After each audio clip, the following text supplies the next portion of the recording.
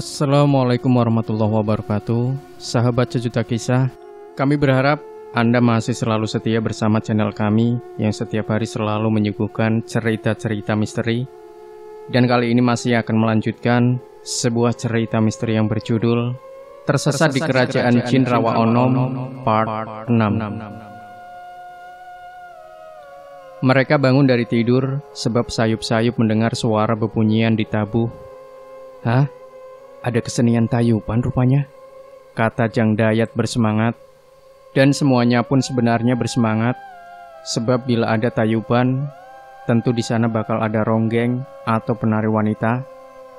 Rupanya pribumi pun mengerti akan kegelisahan para tamu. Buktinya tua kampung segera mengajak para tamu untuk menuju Balandongan, yaitu pusat pertunjukan. Benar saja, di sana ada tayuban. 8 orang ronggeng sudah berseliweran menari di atas panggung. Mereka rata-rata terdiri dari gadis muda yang cantik dan ranum. Para sinden pun tak kalah cantik menariknya, dan rata-rata mereka berusia muda. Sayang, gadis-gadis secantik ini hanya jadi ronggeng. Padahal, kalau tinggal di daya atau di kota, mereka akan jadi istri para menak atau bangsawan dan pejabat tinggi, gumam Bendara Wedana. Namun harap dimaklum gambaran, para gadis di sini bukan menjadi ronggeng untuk mencari nafkah. Mereka hanya cinta berkesenian saja. Berbagai kesenian dipelihara untuk ketenangan batin mereka, tutur tua kampung. Para ronggeng itu sungguh muda dan cantik.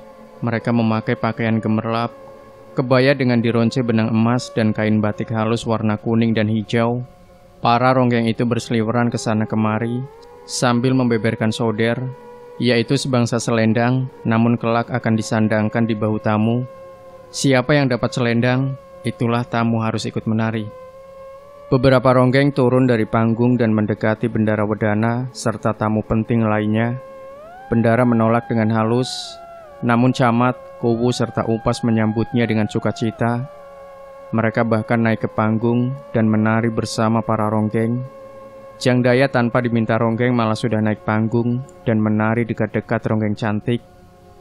Pesta tayuban tak terasa sudah menjelang dini hari.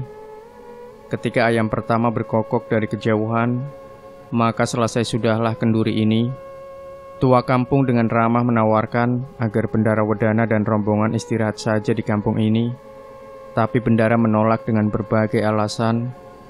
Kami mau mengadakan rapat penting di Cisaga, kata Bendara Wedana. Rapat penting perihal apa, Bendara? Tanya tua kampung. Sebetulnya pertanyaan ini sungguh tak sopan. Untuk urusan kenegaraan, cacah atau orang kebanyakan tak berhak tahu, apalagi sampai bertanya seperti itu. Namun Bendara Wedana adalah pejabat yang bijaksana dan tak pernah memperlihatkan dirinya sebagai seorang pejabat penting yang tak hormat terhadap rakyat. Maka pertanyaan ini dijawabnya dengan semestinya. Ada sebuah proyek besar yang akan kami kerjakan, yaitu mengeringkan Rawa Onom, tutur Bendara Wedana. Dan lantaran ini sebuah pekerjaan besar, maka jauh-jauh hari sebelumnya harus diadakan beberapa perundingan. Semua camat dan lurah sekawedanan Rancah pasti hadir, kata Bendara Wedana. Mendengar ini, tua kampung sedikit terperangah. Apakah wakil dari kampung Handiwung akan diikut sertakan, Bendara? Tanyanya. Tentu tidak, sebab sudah terwakili oleh lurah yang membawahi wilayah ini. Tapi kenapa tua kampung? Bendara Wedana menoleh. Mengeringkan Rawa Onom sedikitnya akan mempengaruhi kehidupan kami. Barangkali rakyat di sini pun mesti diajak urun rembuk. Paling tidak ditanya pendapatnya, Bendara, kata tua kampung. Ucapan ini tentu terlalu berani bagi orang setingkat tua kampung. Camat, lurah, bahkan Upas nampak sudah mengerutkan kening. Namun untuk yang kesekian kalinya, Bendara Wedana hanya tersenyum tipis. Itu akan kami rundingkan, apakah setingkat tua kampung memang perlu diikutsertakan pula, kata Bendara Wedana. Percakapan tak dilanjutkan, sebab kokok ayam semakin nyaring terdengar.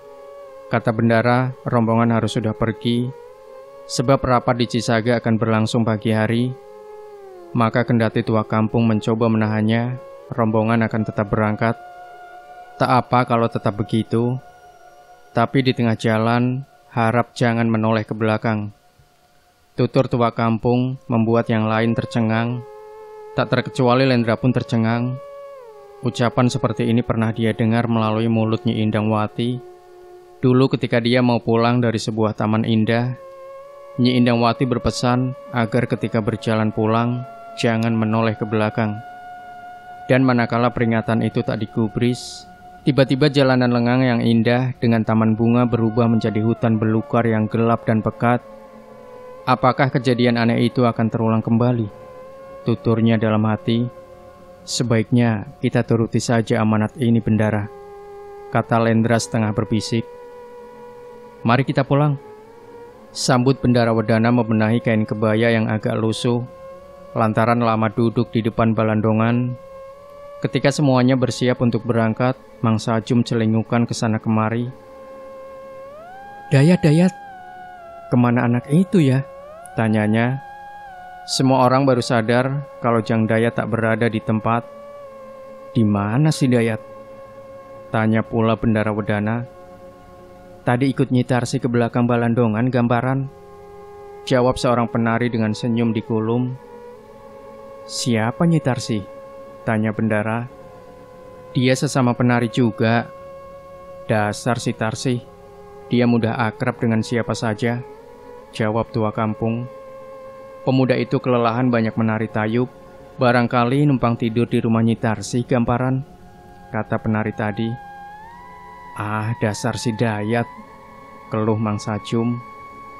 Tapi biarlah, kalau sudah jodoh tak apa. Kami tak melarang pasangan muda-mudi memadu janji kasih, asalkan kelak berakhir di pelaminan, kata tua kampung. Jadi bagaimana ini? Tanya Bendara bingung. Biarkan tinggal pemuda itu, kami akan menjaganya, Gamparan, kata tua kampung. Akhirnya dengan hati sedikit was-was, Bendara Wedana mengajak semuanya segera berangkat. Pukul 9 pagi, kita harus sudah berada di Cisaga, tutur Bendara. Rombongan pun pergi meninggalkan kampung Handiwung. Rencananya mereka akan mengambil kuda yang dititipkan di kampung tetangga. Jalanan masih gelap, sebab suasana masih dini hari. Camat Cisaga bertanya pada Kuwu Ciberi, pukul berapa sekarang? Maka Kuwu Ciberi segera memasukkan tangannya ke saku pakaian bedahan 5 untuk mengambil jam saku. Namun jam saku tak ditemuinya. Waduh, jangan-jangan tertinggal di kampung Handiwung, keluhnya. Sambil berkata begitu, kepalanya menoleh ke belakang. Hai, jangan toleh ke belakang, teriak Lendra. Namun peringatan ini tak berarti, sebab Kuwu Ciberi sudah terlanjur menoleh. Akibatnya sungguh mencengangkan. Jalanan yang tadinya rata dan bersih dengan cahaya damar sewu di sepanjang dua sisi jalanan mendadak hilang, dan suasana menjadi gelap gulita. Jalanan pun yang tadinya rata dan kering, telah berubah menjadi becek dan berlumpur. Kaki Upaskarta malah melesak masuk ke dalam rawa sebatas lutut. Wah, kok jadi begini? Tanyanya heran.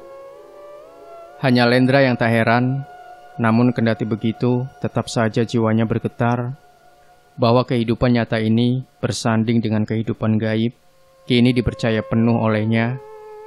Kau mungkin sudah tahu akan kejadian-kejadian aneh ini, Lendra, gumam Mang Sajum. Lendra mengangguk, bahkan Bendara Wedana pun pelan-pelan mengangguk. Harap Bendara percaya kalau beberapa waktu lalu sebenarnya saya tidak mati, Gamparan, gumam Lendra. Maka untuk kedua kalinya Bendara Wedana mengangguk pelan. Jadi bagaimana akal kita? Tanya Upaskarta. Akalnya ya jungkat kakimu jangan dibiarkan melesak seperti itu, Mas Karta, kata Mang Sajum sambil membantu menggapai kaki Upaskarta. Dibantu dengan tenaga tarikan Lendra, maka kaki Upaskarta mulai bisa ditarik. Maksudku bagaimana akalnya agar kita terbebas dari kungkungan misteri gaib ini, Sajum? Tanya Upaskarta bingung dan suaranya bergetar.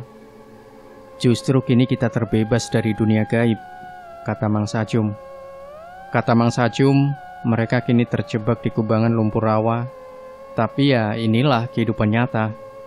Barusan kita masuk ke kehidupan gaib, Gamparan, kata Mang Sajum membuat Upaskarta berkidik.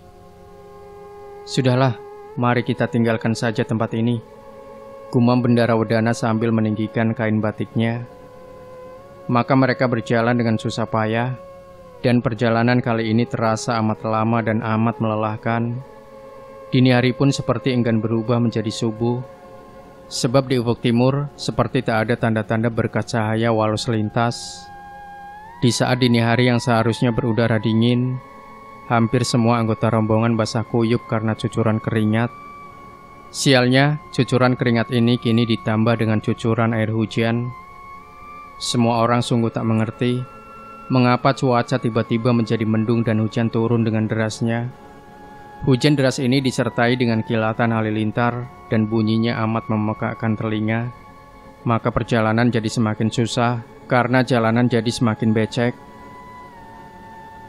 Namun Bendarawedana memerintahkan agar semua orang melanjutkan perjalanan dengan tenang dan hati-hati. Kita sial, padahal tadinya kita akan berburu ke Ranca Bingung, keluh Kuwu Ciberi. Setelah berjalan beberapa lama dengan susah payah, akhirnya tiba juga di kampung di mana kuda dititipkan. Di tapal batas kampung hujan mulai reda, bahkan rupanya di tempat ini tak ada hujan sama sekali. Jalan setapak di kampung ini kering dan tak pernah terguyur hujan. Di saat terang tanah, mereka menemukan kuda-kuda mereka terpancang di beberapa batang pohon yang jauh dari perumahan. Lendra tercenung, padahal kemarin sore kuda itu dititipkan di halaman rumah penduduk.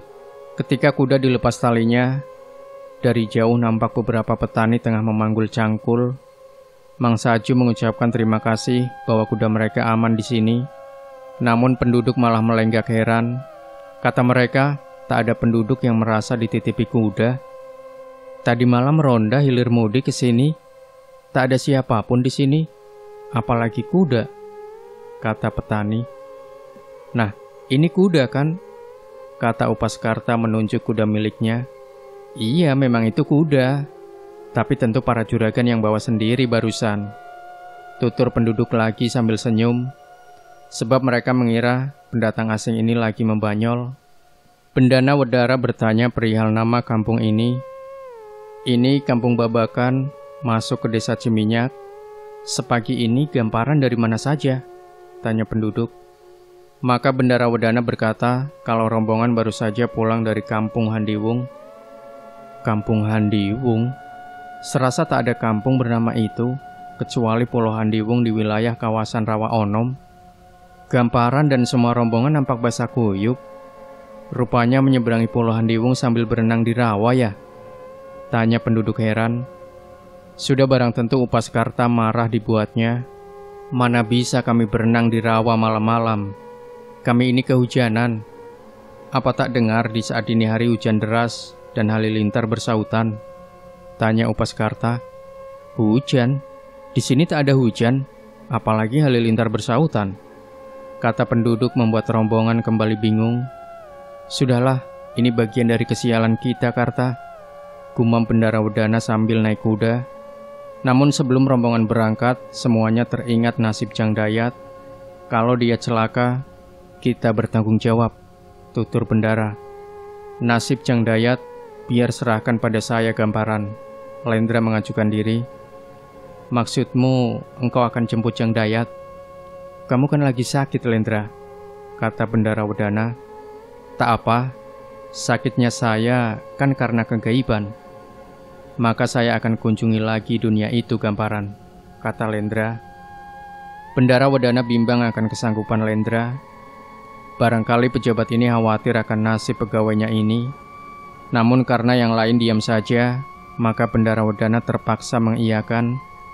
Yang penting kau hati-hati, bawa Jangdayat dengan tak kurang suatu apa, dan begitu pun dirimu, kata Bendarawedana. Saya akan junjung tinggi pesan ini Gamparan, tutur Lendra menyembah hormat. Maka ketika rombongan berjalan ke arah selatan, Lendra berjalan menuju arah utara kembali. Hati-hatilah Lendra, teriak Mang Sajum. Lendra hanya bisa mengangguk pasti. Maka Lendra kini berjalan sendirian, melewati jalanan setapak yang kian lama kian mengecil dan menghilang sama sekali. Hingga pada suatu saat, kakinya hanya melangkah di semak belukar yang sedikit mengandung rawa dan tanah lembek. Lendra tak bisa memastikan apakah tadi subuh memang benar terjadi hujan lebat dengan halilintar saling sambung menyambung. Yang jelas, di sini hujan tak berbekas, sebab sepanjang perjalanan tanah selalu basah berawa. Sesekali Lendra mesti berhenti untuk memeriksa kakinya yang terasa gatal. Dan bila kaki itu diperiksa, maka ketahuan rasa gatal terjadi lantaran lintah sebesar ibu jari melekat erat menyedot darah di bagian kaki. Lendra terus melangkah menuju wilayah Ranca Bingung. Ranca Bingung itu memang berada di wilayah Rawa Onom. Mungkin Pulau Handiwung pun berada di sekitar sini. Bila benar, maka Lendra jangan harap bisa menemukan kampung Handiwung, sebab di dunia nyata tak ada kampung Handiwung, yang ada hanyalah Pulau Handiwung. Seperti apa yang dikatakan penduduk kampung Babakan tadi, aku pun jangan harap menemukan jalan pedati yang besar dan rata, ataupun bisa menemukan deretan rumah-rumah bagus, sebab itu semua hanya ada di dunia gaib, tuturnya dalam hati. Tapi Lendra merasa bisa menemukan Jang Dayat di dunia nyata ini pula. Dia berpikir berdasarkan pengalaman yang pernah menimpanya. Sahabat Sejuta Kisah, cerita ini masih ada beberapa episode lagi dan pastikan Anda tidak melewatkannya. Tersesat di Kerajaan Jin Rawa Onom, bagian ke-7. Jangan lupa tinggalkan komentar Anda, like, share video ini, subscribe channel Sejuta Kisah, dan kembali nantikan cerita-cerita misteri terbaru dari kami selanjutnya. Sampai jumpa. Wassalamualaikum warahmatullahi wabarakatuh.